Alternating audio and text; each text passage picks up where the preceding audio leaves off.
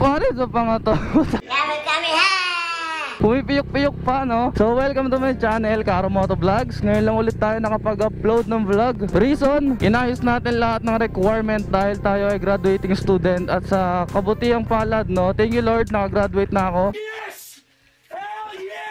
Ang tinapos kong kurso is BSAMT. So aircraft mechanic. Maraming salamat sa lahat ng tumulong, sa lahat ng kaibigan, sa magulang, sa mga relatives ko na hindi ako pinabayaan throughout sa career ng aking pag-aaral. So anyway, for today's vlog, pag-uusapan natin is eto pa rin yung sinetup ko dahil eto yung huling vlog ko. Gusto ko siyang dugtungan. Itong setup ko na upright handlebar. Woo! Woo! Ang saya mo pa rin gamitin. Solid na solid pa rin talaga gamitin si Chonsa. 2017 model, napakasarap pa manakbo. Okay. Ang pag-uusapan natin is about dito sa upright handlebar. Pros and cons. After 2 months ko siyang ginamit. Oh yes, 2 months. Pero yung upload ko is halos ilang months na ako din nakapag-upload. Sobrang tagal. Pasensya na mga tol. Magsimula tayo sa pros o yung mga nagustuhan ko sa kanya, no? Yung mga positive side na para sa akin lang naman, no? Opinion ko lang. Positive side sa pagpapalit ng sub-sub to angat handlebar. So yun na lang yung term natin para mas madali. Nice. Unang-una, unique looks. Yung itsura niya mga tol.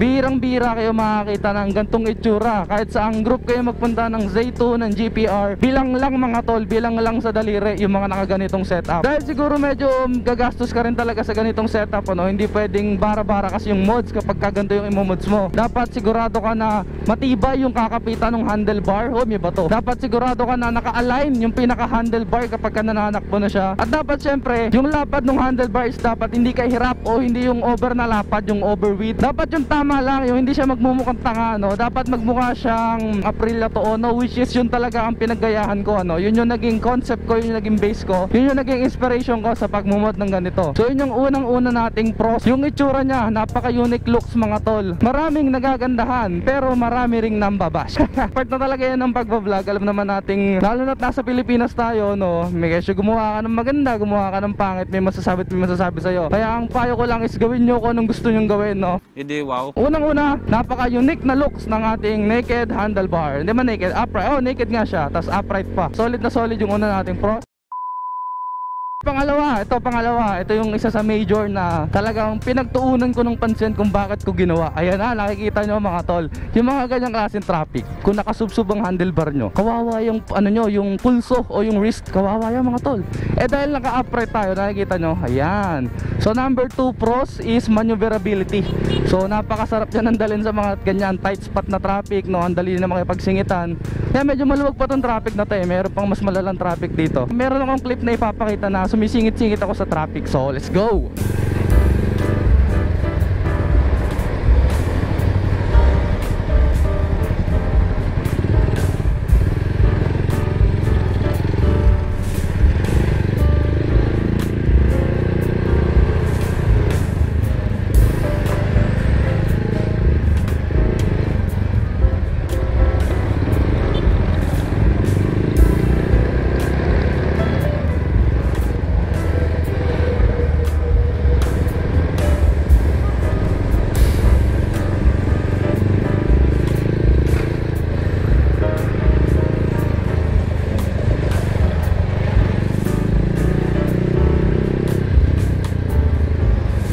Shoutout Civic, ganda.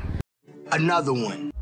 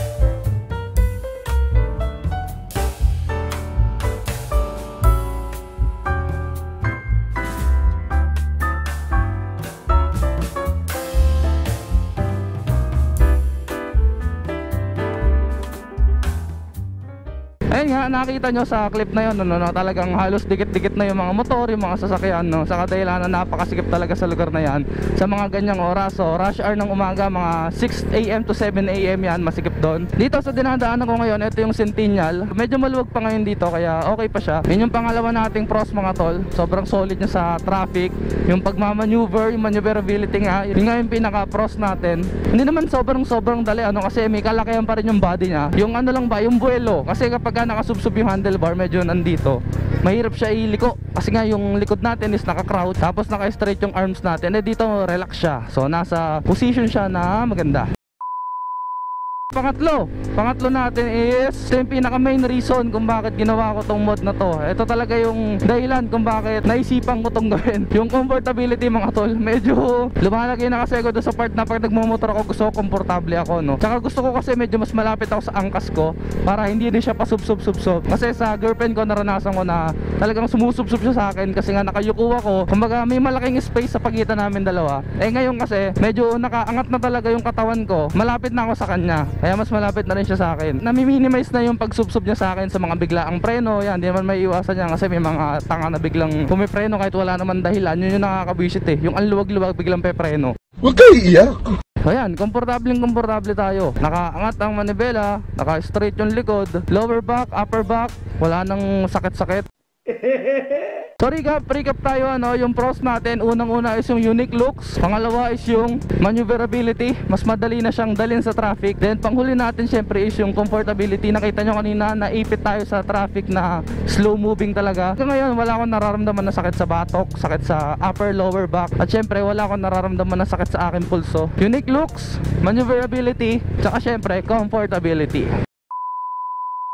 So doon naman tayo sa ating cons. Siyempre pag merong pros, merong cons. Positive, negative, laging kontrahan yan. Yin and yang. Unang-una nating cons, ito para sa akin lang naman, no? Kasi sa naranasan ko, dati nandito yung handlebar. So yung cons natin is yung mahirap siyang isingit sa tight spot na traffic. Hindi tulad dati, no? Kapag kasakto lang yung spot, ano, medyo mahirap talaga siya. Kasi nga nangangamba ka na tatama na to, itong manibela mo mismo. Dati side mirror lang titingnan mo eh. Ngayon itong manibela mismo ang hirap. Nung nandito pa kasi yung handlebar natin, medyo paloob siya. Kaya kung anong sukat ng tangke mo, yun din yung sukat ng handlebar mo. Syempre tatantiyahin mo lang. Kung makikita nyo, no, lagpas na siya sa side mirror eh. Mas malapad siya sa side mirror. Sa mga nagsasabi na pwede ko iksian, putulang konti, hindi pwede mga tol. Kasi unang-una, ito yung pinakamagandang lapad niya na makokontrol mo ng maayos. So yun yung unang-una nating cons. Mahirap siya isingit sa tight spot na traffic. Yun sobrang tight mga tol, ha? Pero nakita nyo kanina yung mga saktuhan lang yung spot. Napakadali mga tol. Ang dali niya laruin. Sana all. So pangalawa nating cons, kapag ka nasa parking tayo mga tol at dikit-dikit yung parking pagka puno na, alam nyo naman sa Pilipinas, hanggat kasya. Dahil ngayon dati natin is medyo nakapaloob yung clip-on handlebars niya, mas madali siya isingit o itabi sa ibang motor. Ito ngayon, naka-wide na siya, nakaangat na siya, para siyang jigsaw. So makita nyo yung jigsaw, ayan nasa screen. Nakaangat din yung handlebar niyan, medyo mahirap din yan itabi sa mga ibang motor kasi asahan nyo na mga tol, may pagkakataon na nakikita nyo yung lever nyo tutupi. Kasi nga, ditupi itong gantong lever eh. Tutupi yan kasi nga nasasagi. Sobrang dikit nga kasi. Yun yung pangalawa nating cons, yung sa parking, no, medyo mahirap siyang isingit. Okay. So panghuling cons, no, so tig-tatlo lang mga tol. Unstable siya pag straight at sobrang bilis. So hindi ko naman sinabing kapag sobrang tumatakbo ka na mabilis, no, yung gagalaw-galaw siya. Hindi mga tol. Ang sinasabi ko dito is yung kapag kinumpare mo siya dun sa stock natin na nakasubsob, which is gano'n naman kasi talaga siya ginawa. Kung i-compare mo dun yung experience at yung pakiramdam, mas stable yun mga tol. Yan, okay naman siya, oh, stable naman siya. Kaya goods na goods pa rin naman. Ang sa akin lang is yung kapag nananakbo ka na ng 130, 140, tapos napitik mo ng bahagya, ayun, konting galaw mga tol, ramdam na ramdam ko hanggang sa likod. Parang nagte-tail wobble, gumagalaw siya. Kaya para sa akin major issue to sa pagmamod ng ganito. Dapat ready ka, dapat handa ka na ma-experience yung mga ganung bagay. Unstable sa straight lines is yung pag nananakbo ka ng high speed talaga, yung tipo nagta-top speed ka at bigla mo magagalaw. Medyo hindi siya magandang experience kasi na-experience ko siya eh. Yung mga gantong speed, okay naman siya. Yan, stable siya kahit medyo mahangin, no? Okay siya, hindi siya nagagewang-gewang. Goods na good siya. Woo! Hey, ang dali-dali niya dalhin, no? Nakakatuwa. Ayan, stable siya. Kahit bumitaw ka, hindi siya basta-basta gumagewang. Unless na lang gagalawin mo siya, kakabigay, pipitikin mo. Nice. So yun yung ating pros and cons. Ay, yun pala yung ating cons, ano. So unang-una is yung hindi natin siya maisingit sa sobrang tight spot na traffic, no. Pangalawa is yung sa parking space naman. Pag sobrang tight ng parking o sobrang tinabihan ka, medyo mahirap siyang galawin. Then yung panghuling cons nga, unstable siya sa high speed kung pipitik-pitikin mo, kung kakabig-kabigin mo. Hindi talaga siya stable ng stock. Meanwhile, Maraming salamat kung nandito ka pa rin sa akin channel, kung nag-aabang ka pa rin ng upload ko kahit sobrang tagal ko din nakapag-upload. So dating gawin, no? Huwag kalimutang i-check yung mga previous vlog ko. Meron tong vlog na makakatulong sa'yo. Huwag din kalimutan mag-subscribe at mag-like, no? Para updated ka sa lahat ng mga video ng i-upload ko pa, no? Maraming salamat sa patuloy na sumusuporta. Hanggang dito na lang, ano? Para Moto Vlogs, ride smart, be safe, peace out!